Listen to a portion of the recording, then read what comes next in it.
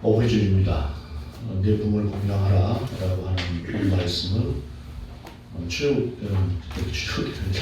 10계명의 그 5번째 계명이죠. 출애굽기에 나오는 말씀이기도 합니다. 그래서 이 5번째 계명은 유대인들 같은 경우에는 하나님을 향한 계명이다라고 얘기를 하기도 해요. 어버이를 공경하라 하지만은 그것은 곧 하나님을 공경하는 것과 같은 개념으로 이해를 하고 생각을 한다는 것이기도 하죠. 그래서 공경이라고 하는 말 자체가, 성경에 쓰고 있는 공경이라고 하는 말 자체가 다른 것은 사람에게 쓰는 말이 아니에요. 아버지, 어머니에게만 쓰는 공경하라고 하는 그런 용어로 쓰고 있고, 그것은 하나님께만 사용되는 용어이기도 합니다. 이렇게 생각하면 공경한다라고 하는 것이 너무 무겁기도 하고 또 너무 어렵게 느껴질 수도 있겠습니다만, 사랑이라고 하는 말을 하게 되면 가장 우리에게 좋은 표현이 아닐까 하는 생각을 합니다. 브라질 어느 한 대학에서 졸업식이 있었던 이야기 하나를 소개하려고 해요. 저 들은 얘기입니다. 그리고 잠깐 이제 확인해 봤는데, 한 친구가 이제 대학을 졸업을 하게 됐어요. 대학을 졸업하게 됐는데, 대학을 졸업할 때 아직 가운을 입지 않습니까? 가운을 입고 대학 졸업식을 마치고, 그러고 나서 사진을 찍는데 갑자기 가운을 이렇게 딱 벗어입혔습니다. 벗어입혔더니 그 안에는 졸업식 때 입는 예쁜 옷이 아니라 청소부가 청소할 때 입는 그 청소복이 그 안에 있었어요. 웬일인가 하고 봤더니 엄마가 청소하시는 분인데, 그렇게 힘을 다해서 자기를 키워준 것에 대한 그 감사의 마음을 전하기 위해서 깜짝 쇼를 한 거죠. 안에서 청소복을 입고 겉에 가운을 입고 들어와서 제끼고 엄마 사랑해요, 감사해요. 참 그 감동스럽다는 생각을 했습니다. 그리고 그 아이가 참 자존감이 높은 아이 같다라는 생각을 했어요. 어찌 보게 되면은 엄마가 청소하고 일하는 모습이 뭐 이제 20살 됐겠지만, 그런 아이들 입장에서는 어찌 보게 되면 그렇게 밝히고 싶어 할 만한 것들은 아닐지도 모르는데, 그럼에도 불구하고 자기가 엄마에 대한 그 감사의 마음을 그렇게 표현할 수 있다고 하는 것은 자존감이 참 높은 아이다 라고 하는 그런 생각을 했어요. 사람이 이제 자존감이라고 하는 것이 그래서 필요하다라고 하는 생각을 하는데, 그리스도인들에게도 자존감이라고 하는 것이 참 많이 필요합니다. 신앙적인 자존감이죠. 그래서 바울이 말하는 것이 그런 자존감일 수 있어요. 내가 강하기도 하고 부에 처할 줄도 알고, 그 힘든 모든 역경 가운데서도 자기가 당당할 수 있다라고 하는 그런 고백을 했지 않습니까? 하나님 내 안에 계시기 때문에, 그리고 하나님과 함께하기 때문에 어떤 면에 있어서도 자기 자신이 당당하게 살아갈 수 있다라고 하는 것을 고백하는 것이죠. 이런 모습들이 바로 이제 그리스도인들의 자존감이라고 할 수가 있을 텐데, 오늘 본문은 그런 자존감을 회복시켜 주시는 주님의 모습이 또한 이 안에 있어요. 오늘 본문의 말씀입니다. 그 후에 예수께서 디베라 호수에서 또 제자들에게 자기를 나타내셨으니 나타내시는 일은 이러하니라 라고 기록을 하고 있죠. 원래 요한복음은 20장에서 끝이 난다라고 그렇게 대부분 이해를 해요. 왜냐하면 이 책이 기록된 목적이라고 하는 것이 요한복음 20장 말미에 기록이 되어 있어요. 그럼 21장은 무엇일까? 부록 같은 것이다 라고 이해를 하면 돼요. 그런데 부록을 왜 굳이 이 안에 넣었을까? 그것은 꼭 필요한 것이기 때문에 그렇다는 것입니다. 그래서 이 말씀도 우리에게 꼭 필요한 것인데, 예수님께서 부활하신 이후에 기록들을 우리가 쭉 지금 부활절 이후에 지금 보고 있어요. 보고 있는데, 그 기록들을 보게 되면 어떤 면에서 보게 되면 조금씩 그 기록의 차이라고 하는 것들이 있어요. 예를 들어서 마태복음과 마가복음 같은 경우에는 예수님께서 부활하신 그곳에 여자들이 갔을 때에 그들이 그 천사들이 하는 말이 갈릴리로 가실 것이다 라고 이렇게 말씀을 하고 있는데, 또 누가복음 같은 경우나 이런 경우를 보게 되면 갈릴리 같지가 않아요. 11제자가 예수님을 만난 장소가 예루살렘인 것 같다, 거의 예루살렘이다라고 확언을 해도 될 만큼 그렇게 기록의 차이라고 하는 것들이 없지 않아 있습니다. 그렇기 때문에, 그리고 마태와 마가는 갈릴리인데 왜 누가와 요한은 예루살렘인 것처럼 기록을 했는가 라고 이야기를 할 때에, 우리가 그 장소에 또 매몰돼 버리고는 우리 주님께서 우리가 주시고자 하는 것들을 잘 이해를 못할 수도 있어요. 그리고 성경이 어찌 보게 되면 좀 예수님께서 부활하신 후에 수십 년 있다가 쓰여졌기 때문에 그 장소라고 하는 것이 예루살렘에서 한번 나타나셨고 갈릴리에서도 이렇게 말씀하셨는데 이것이 좀 전달되는 과정에서 기억되는 과정에서 약간의 오류가 있을 수도 있지 않을까 하고 생각을 합니다. 그래서 성경을 축자 연간이라고 하는 그러니까 성경을 말씀대로 글자 그대로만 믿어야 된다라고 하는 것은 그래서 오해의 소지가 있는 것이에요.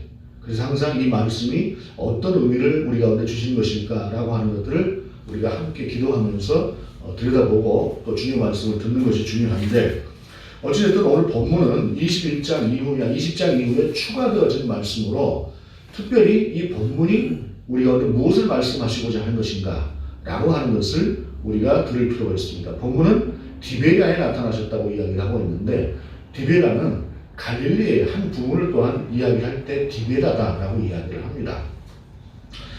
2절의 말씀을 보게 되면 7명이었다고 전하고 있어요. 그때 예수님께서 만난 사람들이 2절에 시몬 베드로와 디두모라 하는 도마와 갈릴리 가나 사람 나다나엘과 세베대 아들들과 또 다른 제자 둘이 함께 있더니 그러니까 요한이 지금 이 본문을 기록을 했다고 우리가 믿지 않습니까? 세베대 아들은 야고보와 요한이죠. 그러니까 그 안에 자기 자신도 포함이 되어 있어요. 그러니까 예수를 만났던 장소에 분명히 요한이 있었어요. 본문 뒤에도 말씀을 하고 있지만 그런데 본문에서 이야기하고 있는 걸 보면 또 다른 제자 둘이 있었다라고 이야기를 하지요. 또 다른 제자 둘이 있었다고 하는 것은 함께 했던 제자가 얼마나 가까운 사이였겠습니까? 그런데 수십 년이 지나고 나니까 베드로가 있었던 것도 알겠고 도마가 있었던 것도 알겠고 나다나엘이 있었던 것도 알겠고 자기하고 형하고 같이 있었던 것도 알겠는데 또 둘이 있었는데 누군지 기억이 안 나는 것이 가물가물한 것이죠. 그러니까 인간이 가지고 있는 어떤 한계인 것이 그래서 성경을 볼 때도 이런 모습들을 우리가 또한 성경 속에서 발견할 수 있어요. 그렇다고 성경이 부정할 것이냐? 그것은 아니죠. 어쨌든 그런 상태에서 오늘 본문은 특별히 베드로라고 하는 사람에게 집중을 하고 있어요. 베드로 이야기를 하려고 지금 본문을 이렇게 이야기를 하고 있는 것이에요. 그때 베드로가 있었던 것이 아니라 베드로 외에 또 다른 우리가 있었다. 그리고 그때 이런 일이 있었다라고 하는데 왜 본문이 지금 베드로에 관한 이야기를 계속하고 있는 것일까라고 하는 것을 보면 베드로가 이 예수님을 3번 부인했던 것이 낙인이 되어버렸어요. 베드로 스스로가 이 자책감에서 벗어나지 못하는 그런 상태에 놓여져 있었다는 말이죠. 사실 예수님께서 항상 12명의 제자 중에서 12명뿐이 아니라 뭐 70문도가 있었고 500여 성도도 함께 있었고 하는 그들 중에서 늘상 베드로를 수제자로 대접을 해주셨고 또 그만한 대접을 받고 있었던 베드로 입장에서도 정말 주님께서 자기를 그렇게 생각해 주신다고 하는 것을 잘 알고 있었는데 본인이 주님을 그 밤에 3번 부인했지 않습니까? 이게 얼마나 치욕적이었겠어요. 견딜 수가 없는 거죠. 예를 들어서 한번 생각을 해보십시다. 어디서 아버지를 끌고 가요. 아버지를 끌고 가는데 누가 나를 보고 너 저 사람 아들이지? 순간적으로 무서워서 우리 아버지 아니에요 하면서 거기다 자꾸 물으니까 욕을 한번 했다고 칩시다. 자기 아버지를 보고. 여러분 그러고 나면은 그리고 그 아버지가 돌아가셨어요. 그러고 나면 이게 얼마나 자식에게 큰 멍해처럼 이 벗어나기 힘든 그런 상황이 되겠습니까? 베드로가 그런 상태에 빠져 있었다라고 하는 것이죠. 본문은 이전에 보게 되면 분명히 주님께서 부활 승천하시기 전에 만나 주셨어요. 본문 말미에도 3번째 나타난 것이더라라고 말씀을 하고 있어요. 그런데 부활하신 주님도 만났어요. 그래서 그 주님께서 당신이 다시 살아나셨다고 하는 것을 분명히 전하셨음에도 불구하고 베드로가 이러한 상태에서 벗어나고 있지 못하는 것이죠. 자기 스스로 변명을 할 수가 있는 게 아니잖아요. 그럼 이 문제를 누가 해결을 해줘야 됩니까? 예수님께서 해결을 해주실 수밖에 없어요. 예수님이 아니면 누구도 해결을 해줄 수가 없는 거예요. 근데 살다고 이런 문제만이 아니죠. 우리가 가지고 있는 문제들이 결자해지라고 해서 뭔가 묶은 사람이 풀어야 된다라고 이야기를 하지만 실상 우리 삶에 있어서 우리 삶의 문제를 해결해 주실 분은 하나님밖에 없어요. 그래서 우리가 어떤 문제를 만나든지 가장 먼저 하나님께 제가 이러한 문제 가운데 놓여져 있습니다. 그리고 저는 이 문제를 해결해야 되겠습니다. 라고 하면서 먼저 아뢰고 하나님 제게 지혜를 주십시오. 그리고 돌파할 수 있는 힘과 능력과 여건을 주십시오. 라고 하면서 나아가는 것이죠. 그러면 하나님께서는 사람을 통하든 지혜를 통하든 때로는 하나님의 놀라운 역사를 통하든 그 문제를 우리 가운데 개입하시고 해결하시는 것이죠. 때로는 해결을 안 하시고 그 가운데 두기도 하시죠. 왜요? 그게 필요하니까. 우리가 하나님의 뜻을 다 알 수는 없으나 그러나 다 알 수 없는 그때라도 우리는 하나님께 마땅히 아뢰는 것입니다. 왜요? 우리의 문제 해결의 능력은 오직 하나님께 있기 때문에 그렇습니다. 우리가 어떤 문제를 놓였을 때 보면은 이 문제 내가 능히 해결할 수 있어? 하고 달려드는데 전혀 해결이 안 되는 때도 있습니다. 세상이 있다고 하는 것이 그렇죠. 어찌되었든 베드로의 입장에서 볼 때에는 이 문제는 오직 예수님밖에 해결할 수가 없는 그런 상태였고 본인은 계속해서 이 문제 가운데 벗어날 수가 없었어요. 그 자책감, 그로 인해서 더욱더 침륜에 빠지게 되는 그러한 상황을 맞이하게 되는 것이 베드로였다라고 하는 것입니다. 이러한 상태에서 주님은 베드로를 그냥 둡니까? 그냥 두시지 않지요. 그리고 그런 베드로에게 나타나 보이신 것입니다. 베드로가 이제 시몬 베드로가 나는 물고기 잡으러 가노라 하니 그들이 우리도 함께 가겠다 하고 나가서 배에 올랐으나 그날 밤에 아무것도 잡지 못하였더니 우리가 상상을 해서 이것을 읽어보면 베드로가 당장 먹을 게 없어서 먹고 살려고 배를 타고 나갔을까? 아마 그 마음속에는 물고기 잡는 것보다 어떻게 해서든지 좀 잊고 싶어서 나갔을 수도 있겠다 하는 생각이 들어요. 사람이 생각이 너무 복잡하면 육신을 좀 고단하게 놀릴 때에 오히려 그 생각에서 벗어날 수가 있어서 육신을 고단하게 놀리는 것이 더 필요할 때도 있습니다. 그러한 베드로에게 예수님께서 나타나신 것이죠. 4절에 보게 되면 날이 새어갈 때 예수께서 바닷가에 서셨으나 제자들이 예수이신 줄 알지 못하는지라. 어둑어둑할 무렵이니까 거리가 한 100여 m 가까이 되는 거리라고 해도 쉽게 알아볼 수 없겠죠. 그러한 상태에서 우리 주님께서 말씀하시는데 5절에 보게 되면 예수께서 이르시되 얘들아 너희에게 고기가 있느냐 대답하되 없나이다.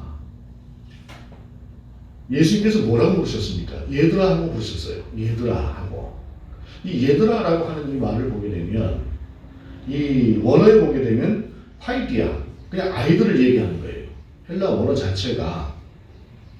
그러면은 다 큰 사람들인데 결혼도 하고 애까지 있고 한 사람들인데 예수님께서 그 사람들을 향해서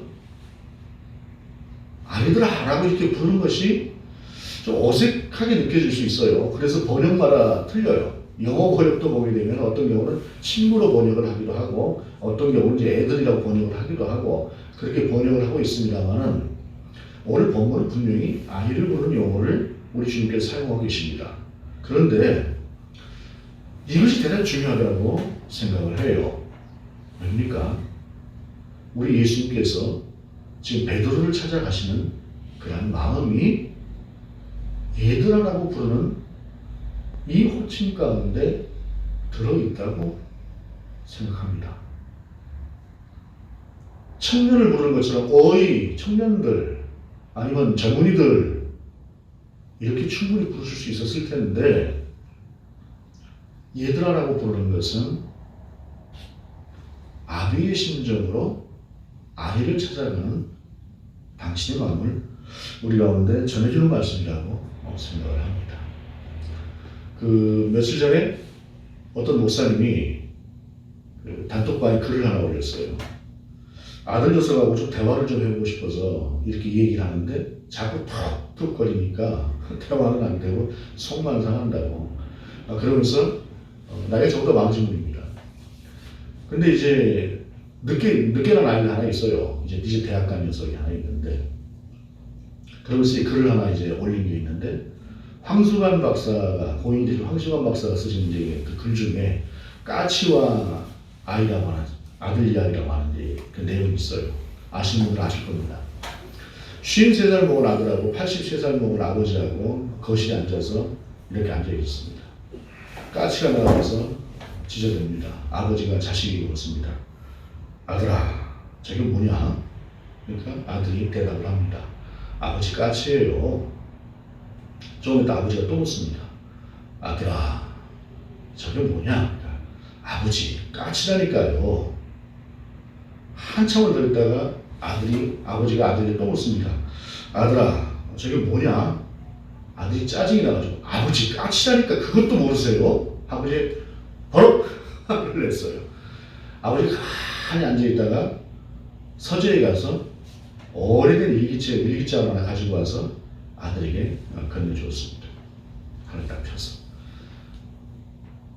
그 글에 뭐가 놓여져 있냐면 33살 때, 아버지가 33살 때 3살 난 아들하고 대화하는 그런 글이 그 안에 있었어요. 아들이 나에게 묻는다. 까치가 나와서 제자리 걸리니까 아들이 나에게 묻는다. 아빠 저게 뭐야? 까치란다. 조금 있다 아들이 또 묻는다. 아빠 저게 뭐야? 까치란다. 조금 있다 또 묻는다. 그리고 무려 23번을 묻는다. 그렇게 묻는 아이가 얼마나 사랑스러운지 모르겠다. 이게 아버지가 쓴 일기였어요. 가만히 생각을 해보면 모든 아비들이 다 그렇습니다. 마찬가지로 모든 아들들이 또한 다 그렇습니다. 우리가 아비로서 아들에게 또한 그와 같이 하고, 우리가 아들로서 또한, 아비로서 아들에게 그와 같이 하거니와, 우리가 또한 아들로서는 그와 같이 부모를 향해서 그런 못된 모습을 가지고 있는 것이 우리의 모습이에요. 돌아보면 아마 다 그럴 것 같다고 생각합니다. 저도 역시 예외가 아니고 여러분들하고 크게 다를 것 같지는 않습니다. 그런데 오늘 본문 속에서 우리 주님께서 예들을 하고 오신 것은 바로 그런 아이를 보는 아비의 심정으로, 어떤 경우에도 비록 네가 나를 3번 부인하고 저주까지 했으나 그럼에도 불구하고 결코 내게서 그 사랑을 거둘 수 없는 너를 향해서 왔다라고 하는 것을 우리 주님께서 이 말씀을 통해서 우리 가운데 전하시는 것이라고 믿어요. 그렇게 찾아오신 주님께서 뭐라고 말씀하십니까? 6절에 보게 되면 이르시되 그물을 배 오른편에 던지라 그리하면 잡으리라 라고 말씀을 하시지요. 얼핏 제자들 속에 생각나는 것이 있었을 것 같습니다. 우리 주님께서 처음 베드로를 만났을 때에 주님께서 밤이 새도록 아무 물고기도 잡지 못했던 베드로에게 그것도 깊은 것을, 물고기 안 잡히는 깊은 것을 한낮에 가서 그물을 던지라고 하니까 베드로가 그대로 순종해서 엄청나게 많은 물고기를 잡지 않았습니까? 주님은 똑같이 그 순간처럼 행하시는 것이에요. 이때까지도 제자들은 잘 몰랐던 것 같습니다. 그렇게 그들이 나갔을 때에 배 오른편으로 그물을 던지라고 했을 때에 그곳에서 정말로 그물이 찢어질 것 같은 많은 물고기를 잡게 되지요. 그 순간 요한이 예수께서 사랑하시는 제자가 딱 보고 나니까 그때 그 순간이 떠올랐겠죠. 그리고 나서 딱 바라봤더니 나를 어느 정도 좀 더 새 있는 상태에서 비로소 주님을 발견한 것이죠. 주님이시다. 주님이시다. 물고기 잡기 위해서 옷을 벗고 있다가 베드로가 얼른 겉을 두르고 그냥 거기서 물로 뛰어들었습니다. 주님을 만나기 위해서 달려가는 것이죠. 그렇게 뛰어서 가서 봤더니 우리 주님께서 숯불을 피워놓고 생선을 굽고 떡을 구우시면서 아침 먹어라 라고 하시는 것이죠. 집 나간 아들 녀석이, 딸일 수도 있고요. 집 나간 딸 녀석이 속썩이다가 집에 들어왔을 때에 배고플 테니 밥부터 먹어라 라고 하는 그러한 어머니 같은 마음으로 제자들을 향해서 식탁을 펼치십니다. 먹으라. 말없이 먹었을 것입니다. 무슨 말이 그 안에서 필요했겠습니까? 그리고 나서 주님께서 이제 물으시는 것이죠. 15절에 그들이 저밥 먹은 후에 예수께서 시몬 베드로에게 이르시되 요한의 아들 시몬아 내가 이 사람들보다 나를 더 사랑하느냐 하시니, 베드로는 참 곤혹스러웠을 거예요. 근데 그럼에도 불구하고 베드로가 분명하게 대답을 합니다. 내가 주님을 사랑합니다. 주님께서 그 사랑하시는 것을 아십니다. 라고 말씀하고 있어요. 대답하고 있어요. 베드로가 그때 당시 부인했던 것이 베드로의 진심은 아니죠. 두렵기 때문에 그 밤에 부인했으나 그러나 그 안에 있는 사랑은 분명한 것이죠. 부모 자식 간에도 어떤 트러블이 있을 수 있습니다. 그러나 그것으로 거리가 멀어지는 것은 아니죠. 사랑이 없어지는 것은 아니라는 말입니다. 베드로는 분명히 예수님을 사랑하고 있었습니다. 그렇기 때문에 내가 당신을, 선생님을, 주님을 사랑하는 줄을 주님께서 아십니다라고 말씀하는 거예요.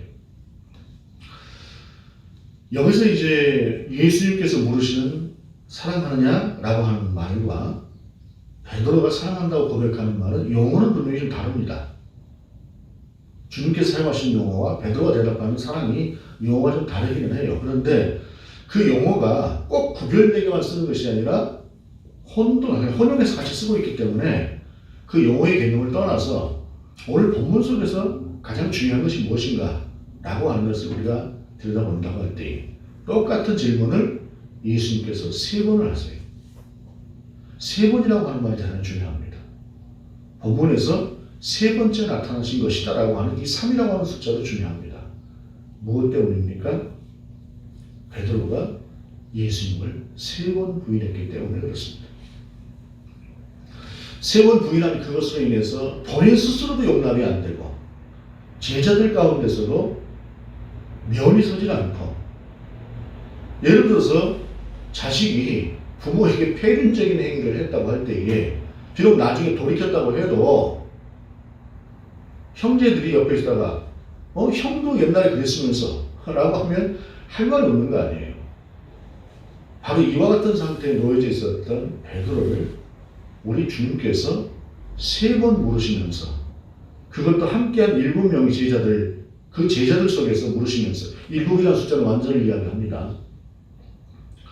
그것을 물으시면서 완전하게, 온전하게 베드로가 가지고 있었던 그 상처, 베드로가 가지고 있었던 낙인, 베드로가 가지고 있었던 그 자책감이라고 하는 것을 이 상태에서 주님께서 해결해 주시는 것이죠.